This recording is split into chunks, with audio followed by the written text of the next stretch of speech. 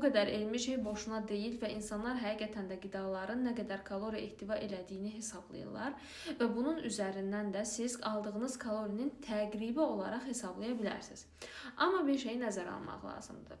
Ən azından bu gün yaygın olan bilgilərin heç birində hüceyrənin daha dərinində gedən proseslər nəzərə alınmır, ən azından hər kəs üçün.